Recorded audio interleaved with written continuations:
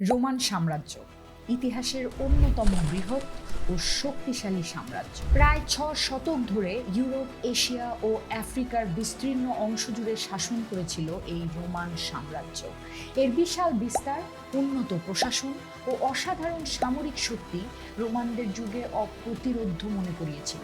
কিন্তু এই সাম্রাজ্য স্থায়ী হতে পারেনি। সময়ের সঙ্গে সঙ্গে ভেতরের দুর্বলতা, নৈতিক অবক্ষয় ও রাজনৈতিক সংঘাতের কারণে রোম তার শেখর থেকে ধীরে ধীরে নিচে নেমে আসে। ইতিহাস আমাদের শেখায় যে কোনো শক্তিশালী সাম্রাজ্যকেও ভেতরের শত্রুরা বাইরের থেকে আসা হুমকির চেয়ে বেশি ক্ষতি করতে পারে। রোমান সাম্রাজ্যের পতনের কারণ হিসেবে বহিরাগত শত্রুদের আক্রমণ, বিশেষত জার্মানিক বার্বারদের যেমন ভ্যান্ডাল, হুন ও গোথরা, এদের অভিযুক্ত করা হয়ে থাকে। কিন্তু প্রকৃত কারণটি ছিল বেশ গভীর। অভ্যন্তরীণ দুর্বলতা, রাজনৈতিক অস্থিরতা, অর্থনৈতিক সংকট, সামরিক দুর্বলতা ও সামাজিক অবক্ষয় মিলিতভাবে এই সাম্রাজ্যকে ধ্বংসের দিকে ঠেলে দেয়। আজ আমরা এই গল্পের প্রতিটি স্তর খুঁটিয়ে দেখব, বুঝবো কিভাবে রোমের ভেতরের শত্রুরা বাহ্যিক শত্রুর থেকে বেশি ভয়ঙ্কর প্রমাণিত হয়েছিল। হ্যালো এভরিওয়ান, ওয়েলকাম করছি অন বোর্ড উইথ ছেত্রীর আরেকটি নতুন এপিসোডে। চলুন তাহলে আর দেরি না করে শুরু করা যাক।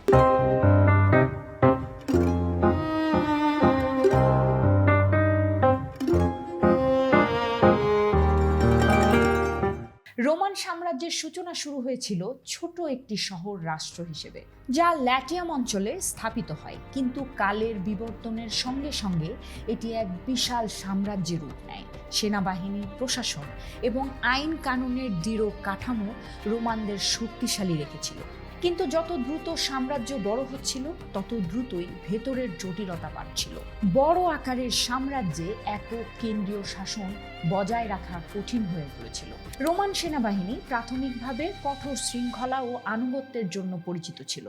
তবে শাসন ব্যবস্থার দুর্বলতার কারণে সেনাদের মধ্যে রাজনৈতিক প্রভাব, অর্থনৈতিক লোভ ও ব্যক্তিগত স্বার্থ প্রাধান্য পেতে শুরু করেছিল। অনেক সেনাপতি নিজেদের ক্ষমতা বৃদ্ধির জন্য সামরিক বিপ্লবের দিকে ঝুঁকেছিল। সম্রাটদের হত্যা, অভ্যন্তরীণ ষড়যন্ত্র ও ক্ষমতার জন্য প্রতিদ্বন্দ্বিতা রোমকে ধীরে ধীরে অস্থির করে তুলেছিল। অর্থনৈতিক দুর্বলতাও বড় সমস্যা সৃষ্টি করেছিল এখানে।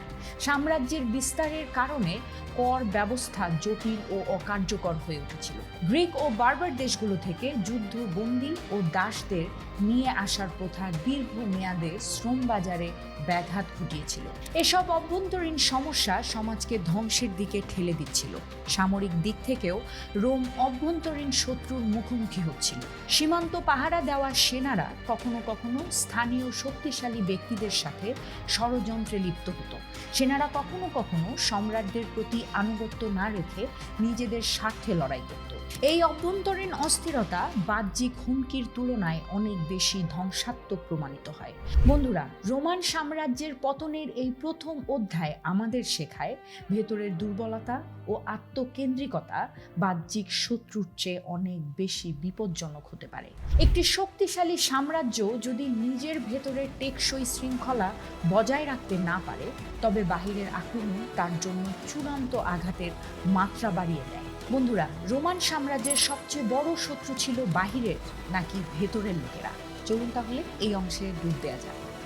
রোমান সাম্রাজ্যের ইতিহাসে রাজনৈতিক অস্থিরতা শুরু মূলত সম্রাটদের ক্ষমতা সংক্রান্ত সংঘাত থেকে। প্রথম দিকে সম্রাটেরা ছিলেন ক্ষমতার প্রতি নিবেদিত, কিন্তু ধীরে ধীরে ক্ষমতার লোভ, অসামরিক আগ্রহ ও স্বার্থপরতা সম্রাটদের আচরণকে প্রভাবিত করতে শুরু করেছিল। সম্রাটদের মধ্যে অনেকেই তাদের ব্যক্তিগত স্বার্থে দেশ ও সাম্রাজ্যের কল্যাণকে পেছনে ফেলে দিতেন।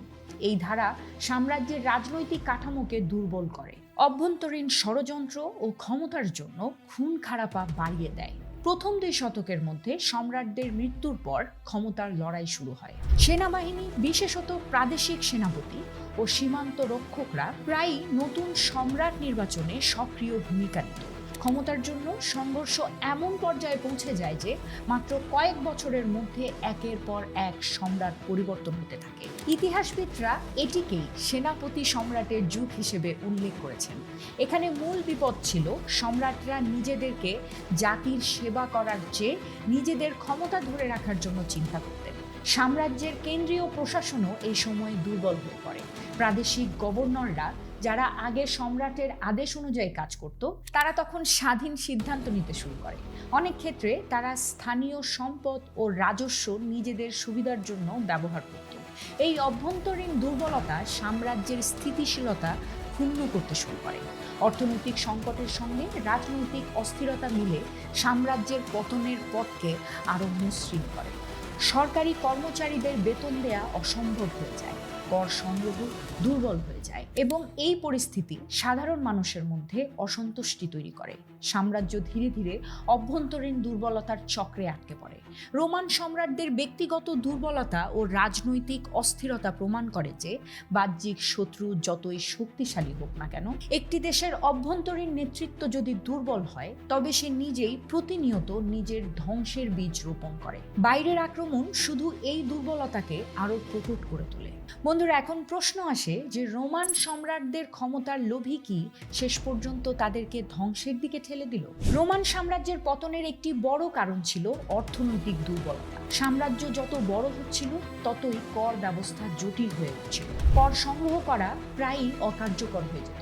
প্রাদেশিক গভর্নররা নিজেদের সুবিধার জন্য রাজস্ব ব্যবহার করতেন, আর সাধারণ মানুষকে কর দিতে হতো অতিরিক্ত চাপের মধ্যে।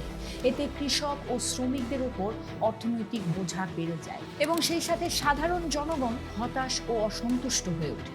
অর্থনৈতিক সমস্যার সঙ্গে যুক্ত ছিল সামাজিক অবক্ষয়। রোমান সমাজে একসময় শক্তিশালী নৈতিক ও সামাজিক নিয়ম ছিল, তবে ধীরে ধীরে ধনী ও ক্ষমতাবানদের অনৈতিকতা, দুর্নীতি ও স্বার্থপর আচরণ সাধারণ মানুষকে প্রভাবিত করতে শুরু করে।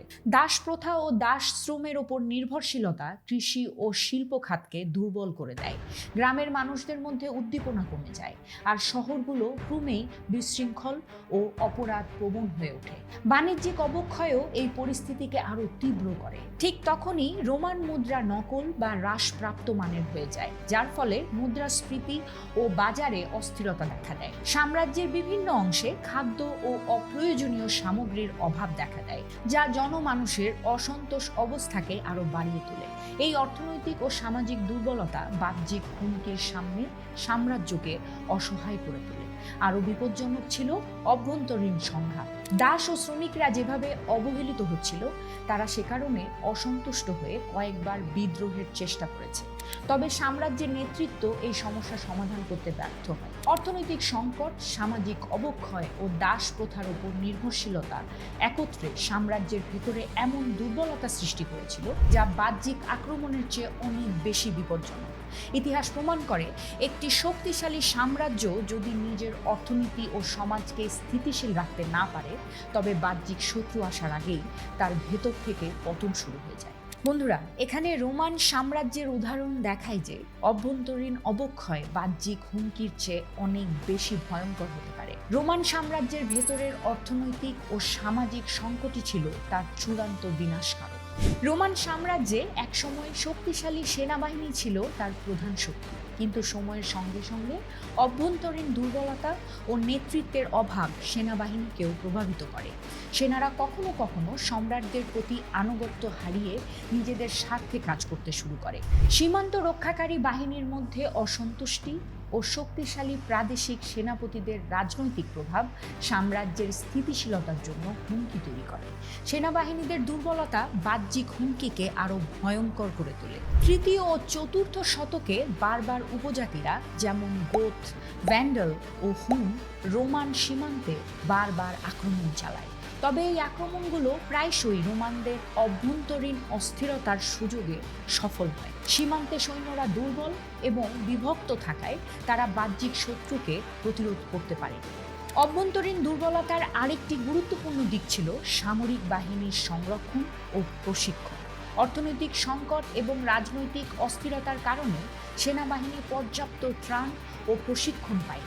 প্রায় দেখা যেত নতুন সৈন্য নিয়োগ করা হতো বাহ্যিক আক্রমণ প্রতিরোধের জন্য, কিন্তু তারা অভিজ্ঞ ও আনুগত্যপূর্ণ ছিল না। ফলে সাম্রাজ্যের অভ্যন্তরীণ অস্থিরতা বাহ্যিক হুমকির মুখোমুখি হলে রোমান সেনা কার্যকরভাবে প্রতিরোধ করতে ব্যর্থ হয়। ভেতরের অস্থিতিশীলতা বাহ্যিক আক্রমণের চেয়ে বেশি ধ্বংসাত্মক প্রমাণিত হয়, কারণ বাহ্যিক শত্রু একসময় আসে এবং চলেও যায়, কিন্তু ভেতরের শত্রু দুর্বল নেতৃত্ব, বিশৃঙ্খল সেনাবাহিনী এবং রাজনৈতিক ষড়যন্ত্র দীর্ঘ সময় ধরে সাম্রাজ্যকে ক্ষতিগ্রস্ত করে। রোমান সাম্রাজ্য তার অভ্যন্তরীণ শত্রুদের কারণে ক্রমশ দুর্বল হয়ে পড়ে, আর এভাবে বাহ্যিক আক্রমণের জন্য সহজ লক্ষ্য হয়ে ওঠে।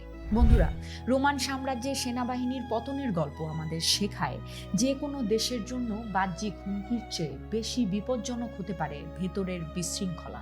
বাহ্যিক শত্রু যখন আক্রমণ করে তখন অভ্যন্তরীণ দুর্বলতা তাদের ধ্বংসকে অনিবার্য করে তোলে। যে সেনাবাহিনী রোমান সাম্রাজ্যকে রক্ষা করতে পারত, সেই সেনার ভেতরেই কি লুকিয়েছিল তার আসল শত্রু? রোমান সাম্রাজ্যের পতনের চূড়ান্ত অধ্যায়ে সব অভ্যন্তরীণ দুর্বলতা, রাজনৈতিক অস্থিরতা, অর্থনৈতিক সংকট, সামাজিক অবক্ষয় এবং সেনাবাহিনীর দুর্বলতা একত্রে মিলিত হয়। চতুর্থ ও পঞ্চম শতকে বারবার উপজাতিগুলো ক্রমশ সাম্রাজ্যের বিভিন্ন অংশ দখল করতে শুরু করে। 110 খ্রিস্টাব্দে গোত্রা রোম শহর লুট করে এবং 476 খ্রিস্টাব্দে পশ্চিম রোমান সাম্রাজ্যের শেষ সম্রাট রোমুলাস অগাস্টুলাসকে ক্ষমতাচ্যুত করা হয়। এটি ছিল রোমান সাম্রাজ্যের চূড়ান্ত পতন। তবে সবচেয়ে গুরুত্বপূর্ণ বিষয় হলো, এই পতন মূলত বাহ্যিক আক্রমণের কারণে নয়, বরং অভ্যন্তরীণ দুর্বলতার কারণে ঘটেছিল।